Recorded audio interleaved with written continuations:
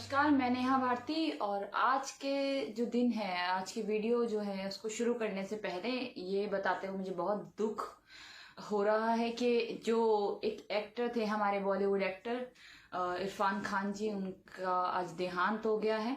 उनको एक कैंसर था और मेरे ख्याल से ये बॉलीवुड के लिए ही नहीं, पूरे भारत के लिए एक बहुत बड़ी घटना थी और बहुत बड़ी घटना है और इसका दुख हमेशा हमको रहेगा। और मैं चाहती हूँ कि आप भी एक बार उनकी आत्मा की शांति के लिए जरूर प्रार्थना करें। वीडियो शुरू करते हैं और देखते हैं यहाँ पर कि हमारे भारत में आखिर क्या क्या बदला कोरोना वायरस के बाद, क्या क्या चल रहा है और क्या क्या हो रहा है। उसमें किस तरह के लोग, जो हमारी सरकार है वो हमारे स्टूडेंट्स पर या फिर हमारी सरकार लोगों पर किस तरह से हमला कर रही है, किस तरह से उनको पकड़वा रही है, ये देखने वाला है। कोरोना वायरस जो है वो बहुत बुरी तरह फैला हुआ है, ये तो हमको सबको मालूम ही है और भारत में लगातार केस बढ़ते ही जा रहे हैं। उसी दौरान पीछे पीछे एक घटना आती है। उसमें ये घटना है कि जामिया के जो कुछ स्टूडेंट्स हैं, जामिया के काफी सारे स्टूडेंट्स हैं, उनको इस कोरोना के आड़ में उनको पीछे से पकड़कर जेल में डाल दिया गया है। उनमें से एक वुमेन है, उनको 10 दिन से वो अभी तक उनको जेल में डाला हुआ है। और सोचने वाली बात यह है कि वो 3 मंथ्स प्रेग्नेंट है, 3 महीने की गर्भवती है वो, और उनको अभी तक जेल में डाला हुआ है। तो मुझे ये समझ नहीं आ रहा कि आखिर अभी इतना जरूरत कैसे पड़ गई है सरकार को। तो बात ये है कि लोगों का जो ध्यान है वो पूरा भी कोरोना वायरस पे है। इसी आड़ में हमारी जो केंद्र सरकार है वो हमला करना चाहती है ऐसे स्टूडेंट्स पे जो एक कम्युनिटी से आते हैं। तो ये कब तक चलेगा? बहुत ज्यादा, क्योंकि एक ही उन्हीं को नहीं, बहुत सारे स्टूडेंट्स हैं जामिया मिल्लिया इस्लामिया के, उनको अरेस्ट कर लिया गया है, यूएपीए लगा दी गई है उनपे। और उमर खालिद जो है उनके लिए, उनके साथ भी ऐसा किया गया है, उन पर भी लगाई गई है। तो ये क्यों लगाई जा रही है, क्या कारण है इसके, ये तो खैर सरकार को ही मालूम होंगे। पर जो भी शायद सरकार कर रही है वो बहुत बुरा कर रही है। और उसके बाद अगर हम देखते हैं तो ये सिर्फ एक कम्युनिटी के लिए ही नहीं मैं बोल रही हूँ, ये सरकार किसी की नहीं है, ये जो हमारी केंद्र सरकार है वो किसी की भी नहीं है। हम बात करते हैं यहाँ पे पालघर की। पालघर महाराष्ट्र में जो घटना हुई, वहां पर जो साधुओं को मार दिया गया, उनकी हत्या कर दी गई। उस हत्या में जो हमारी मीडिया थी, उस हत्या को उन्होंने इस तरह से दिखाया कि उसमें ये निकालना चाह रहे थे कि एंगल कहीं ना कहीं हमें कोई ना कोई मुस्लिम मिल जाए और हम उसके ऊपर थोप दें। ये सब कुछ महाराष्ट्र सरकार ने बहुत अच्छा काम करते हुए उनको 2 ही दिन में पकड़वा दिया। यहाँ तक कि जितने भी लोग थे, हम देखने वाला होगा कितनी बुरी तरह उन साधुओं को मारा गया। वो हाथ जोड़ रहे थे, उनको खूनम खान कर दिया गया और पुलिस के सामने किया गया। पुलिस हाथ धरे खड़ी देखती ही रही। और देखने वाला ये है कि वहां जिस गांव में उनकी हत्या हुई, वहां की सरपंच जो है वो बीजेपी की है, भारतीय जनता पार्टी की उनकी सरपंच है, महिला है, चित्रा नाम है शायद उनका। तो उनके शायद पता था कि वहां पर बीजेपी की सरपंच है, इसलिए मीडिया ने उसको उलझाने की कोशिश की बहुत बुरी तरह। पर जब वहां पर कोई एंगल नहीं मिला तो उन्होंने कहा चलो भाई ठीक है, क्योंकि महाराष्ट्र सरकार ने सही से काम किया और 102 या कुछ 108 लोग थे उसमें पकड़े गए। और उसके बाद इनको लगा कि चलो भाई, मीडिया का एकदम से मतलब चुप हो गई मीडिया कि हमने तो जो सोचा था वो नहीं हो पाया। तो उसके बाद उन पर तो कार्रवाई हुई। उसके बाद एक और केस आया, वो हुआ एटा में। एटा में जो हुआ केस, वहां पर एक फैमिली को, ब्राह्मण फैमिली को मार दिया गया। सरकार क्यों चुप है? उनके जो मृत्यु हो रही है, वो जो लोग मर रहे हैं, सरकार उस पर क्यों चुप है, उस पर क्यों नहीं बोलती है? क्यों? क्योंकि वहां पर अजय सिंह बिष्ट जी की सरकार है, उर्फ योगी आदित्यनाथ जी की सरकार है। योगी आदित्यनाथ जी की सरकार की वजह से ना मीडिया अभी तक कुछ बोल रहा है, ना सरकार कुछ बोल रही है। इसका मतलब साफ साफ जाहिर हो जाता है, ये सरकार ना ही तो मुसलमानों की है, ना ही तो हिंदुओं की है, ना ही तो किसी उच्च तत्व की है, ब्राह्मण समाज जो हम कह लें उसकी है। हत्या हो रही है ब्राह्मणों की और सरकार चुप है। क्यों चुप हो भाई? बोलिए। आप हिंदू राष्ट्र के नाम पर आपने वोट मांगे, लोगों को पागल बनाया, और उसके बाद जब उनके वोट मिल गए आपको, तब वो लोग मर रहे हैं, आप कुछ नहीं बोल रहे हैं। क्यों? क्योंकि सरकार आपकी है। एटा में जो हुआ उसके बाद इनको कुछ नहीं मिला, फैमिली को पूरा मार दिया गया। उसके बाद एक और घटना हुई, वहां पर भी साधुओं को मारा गया, और वो था बुलंदशहर। वहां पर भी अजय सिंह बिष्ट जी की सरकार है, उफ, योगी आदित्यनाथ जी की सरकार है। तो क्यों, आखिर योगी आदित्यनाथ जी क्यों, आपके राम राज्य में इतने बड़े बड़े मर्डर्स हो रहे हैं, आखिर आप क्यों चुप हैं? क्यों? क्योंकि आपकी पार्टी वाले करवा रहे हैं। किस लिए करवा रहे हैं? क्या हो रहा है इससे?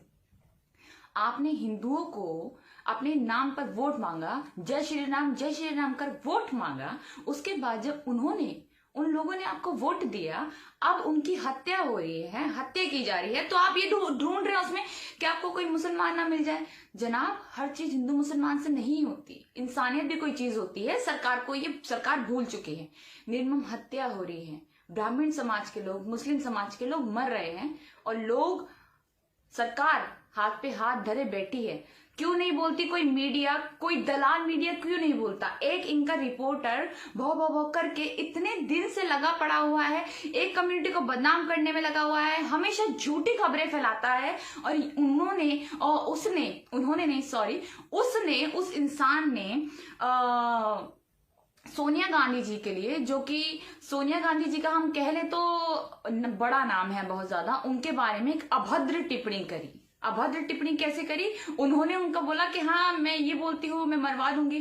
पहली बार जो पालघर में घटना हुई थी, वो जिसने मारा था वो भी उसी समाज के थे, जो मरे थे वो भी उसी समाज के थे। तो आखिर उन्होंने किस तरह, मीडिया ने किस तरह फैलाया, और उस इंसान ने, उसका नाम जरूर लूंगी यहाँ पर क्योंकि उसकी औकात सबके सामने जरूर आनी चाहिए। अर्नब गोस्वामी जो है, उसका नाम लेने में क्या जुबान गंती होती है, क्योंकि उस इंसान ने बहुत जहर फैलाया है। तो उस इंसान ने सोनिया गांधी जी के ऊपर इतने गंदे आरोप लगाए, उसके बाद उनको बहुत अभद्र टिप्पणी करी, यहाँ तक कि कई सारी महिलाओं के ऊपर ऐसे पहले भी वो टिप्पणी करते आए हैं, पर 2 मिनट में उनको महाराष्ट्र सरकार ने उनको बहुत प्यारा सा चकमा चकाया। 12 घंटे जनाब जेल में थाने में रहकर आए हैं, पूछताछ हुई है उनसे। उसके बाद उनके रिपब्लिक भारत ने दिखाना बहुत कम कर दिया है कि ये हत्या हुई, वो हत्या हुई। जो झूठ फैला रहे थे वो काफी कम फैलाना स्टार्ट कर दिया। खैर, इनकी तो आदत है, ये तो फैलाएंगे। उसी के बीच में एक चीज होती है, जब हमारा कोरोना वायरस फैल रहा होता है तो हमारी जो एक किट होती है, टेस्टिंग किट जो है, वो बाहर से आनी थी, चाइना से आनी थी। पहली बात तो चाइना से लेने के लिए सब मना ही कर रहे थे, क्योंकि साउथ अफ्रीका हमें पहले से ही किट दे रहा था, पर हमने ना बोल दिया और हमने चाइना से ये किट ली। चाइना ने पहले ये किट जो थी वो दी थी अमेरिका को, उसके बाद हमारे पास आने में लेट हो गई। जब हमारे पास आई तो हमने यूज किया, बहुत अच्छे से यूज किया। गुजरात ने उसको, सूरत में, सब हर जगह यूज हुआ। उसके बाद जब उसकी राजस्थान में जब वो किट यूज हुई तो वहां पर कंप्लेंट गई कि किट खराब है, तो पता चला कि 95% वो किट खराब थी और सिर्फ 5% वो किट ठीक थी। उस किट का हम यूज कर रहे थे। इसका मतलब ये है कि जिस किट का हम गलत यूज कर रहे थे, उसके वजह से कोरोना कितना ज्यादा फैला होगा जो हमें पता ही नहीं चला, पर सरकार इस पे नहीं बोलती। पहली बात मैं ये बोलूंगी, जो इस किट को ले रहा था, जिसने इसको अप्रूवल दिया, वो कौन था? उसके ऊपर कोई सवाल क्यों नहीं उठाता मीडिया? क्यों नहीं पता चलता कि हाँ कौन था? उसके खिलाफ कोई कार्रवाई क्यों नहीं होती? क्यों उसको सजा नहीं मिलती? उसने कितने लोगों को कोरोना फैलाया होगा, कितने लोगों को कोरोना फैला होगा उस किट की वजह से, पर उस पर कोई नहीं बोलेगा क्योंकि वो सरकार का खुद का बंदा था, इसलिए। और अगर हम आगे देखें इसी के बारे में, तो वो जो किट बिकी है, हमारे ही एक भारतीय इंसान जो है, डीलर है, और वो डीलर कहाँ का है मैं आपको बताऊं, वो गुजरात का डीलर है। गुजरात के डीलर ने वो किट बेची, वो 250 रुपए की किट, सिर्फ 250 रुपए की किट, वो 600 रुपए में ही भारत सरकार को बेची गई। 600 रुपए में 250 रुपए की किट। जब पता चला, और उसके बाद भी वो खराब किट, और जब पता चला वो खराब किट है, तो साउथ अफ्रीका ने फिर से बोला कि आप हमसे वो किट लीजिए और सिर्फ 300 रुपए में लीजिए। 300 रुपए में वो किट हमें मिल रही है, और उन्होंने बोला है कि ये किट बिल्कुल सही है और बिल्कुल सही साबित हो रही है। मतलब ये देखिए कि जो सरकार करना चाहेगी वो करेगी, लोगों से जितने पैसे वसूलना चाहेगी वो वसूलेगी, अपने ही लोगों को काम देगी, सूरत के, गुजरात के लोगों को काम देगी। और जो मजदूर हैं उन पर आरोप लगाएगी, उनको गालियां देगी ये मीडिया, उनके ऊपर कलंक पोतेगी, और जो लोग लूट रहे हैं हमारे पैसा उनके ऊपर ये सरकार, ये मीडिया कुछ नहीं बोलेगा। हमारी सरकार की बात करते हैं, यहाँ पे बहुत बढ़िया काम कर रही है सरकार। देखने वाला तो ये है कि जब सब ये बोल रहे हैं, सारे लोगों ने ये बोला है कि आप जो पीएम रिलीफ फंड है उसमें पैसे डालिए ताकि कोरोना से लड़ा जा सके। जब हमारे भारत में इतनी भूखमरी फैल गई है, हमारा भारत का बहुत बुरा हाल है, तो हमारा जो केंद्र सरकार है, बहुत अच्छी सरकार है, केंद्र सरकार ने एक निर्णय लिया। वो निर्णय इतना बड़ा था कि कोरोना वायरस एक चुटकी में खत्म हो सकता था। और वो कोरोना वायरस का खत्म करने का क्या था कि जो लुटियन जोन्स है, जो संसद है, उसको खूबसूरत बनाया जाए। इसके चक्कर में उन्होंने 20,000 करोड़ का ठेका दे दिया, 20,000 करोड़ का ठेका दे दिया, और वो पास भी हो गया। इसका मतलब ये है कि इतने बुरे हालात में हम 20,000 करोड़ रुपए संसद को सजाने के लिए, लुटियन जोन्स को सजाने के लिए देंगे। ये हमारा भारत में हो रहा है। कब तक चलेगा ये? भारत में मीडिया ने इतनी बुरी तरह दलाली करने का फैसला लिया, उसके बाद बहुत ज्यादा दलाली पे उतर आए, तो उन्होंने जमातियों का नाम बहुत बुरी तरह फैलाया कि जमाती ये वो, इन्होंने कोरोना फैलाया। आज तक ही जमाती जमाती गा रहे हैं, पर हम ये देखेंगे कि जो जमाती ठीक हुए हैं कोरोना वायरस से, 300 जमातियों ने ये फैसला किया है कि वो अपना प्लाज्मा डोनेट करेंगे, वो अपना प्लाज्मा देंगे, जिससे एक इंसान के प्लाज्मा से 4 से 5 लोगों की जिंदगी बच सकती है। तो ये जो हमारी मीडिया है, ये दिखाने लग गई कि जमातियों के प्लाज्मा से बचेगा हिंदुस्तान। ये कहाँ चले जाता है जब उन लोगों के साथ बुरा हो रहा होता है।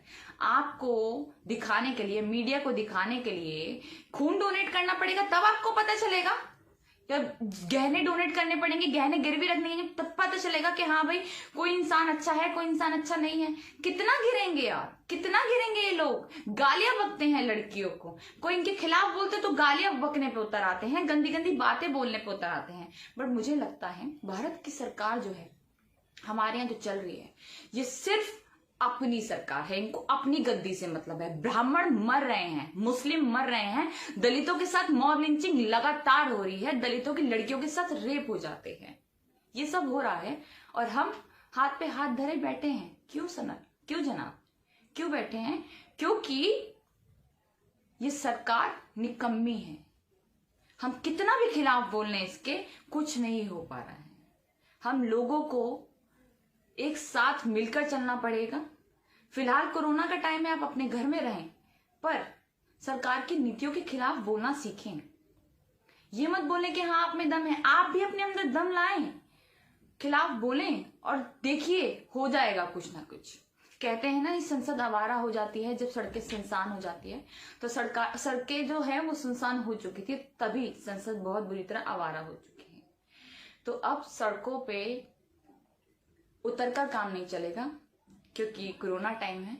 अब अपने घर में बैठिए, जितना हो सके सरकार के ऊपर सवाल उठाइए, उनसे क्वेश्चंस पूछिए, और देखिए कि आपको जवाब मिलता है या नहीं। कृपया करके आंखें खोलिए और हमारे भारत को एक अच्छा देश बनाने की कोशिश करिए। एक बात और बताना चाहूंगी भारत को अच्छा बनाने की कोशिश में, कि हमारा जो भारत है वो 14 सबसे बुरे देशों में आ गया है जहां पर धार्मिक हिंसा होती है। धार्मिक हिंसाओं में 14 सबसे बुरे देशों में यूएस कमीशन की रिपोर्ट है, उसमें बोला गया है कि हमारा देश पाकिस्तान से भी ज्यादा खराब है धार्मिक हिंसाओं में। पाकिस्तान भी हमसे नीचे है। तो अब ये हालात जो हैं बहुत बदतर होते जा रहे हैं। धार्मिक हिंसाओं में बहुत ज्यादा भारत घिर चुका है, इसको बदलने की जरूरत है। Thank you so much. अगली वीडियो में मुलाकात होगी। मैंने यहाँ भारती से साथ।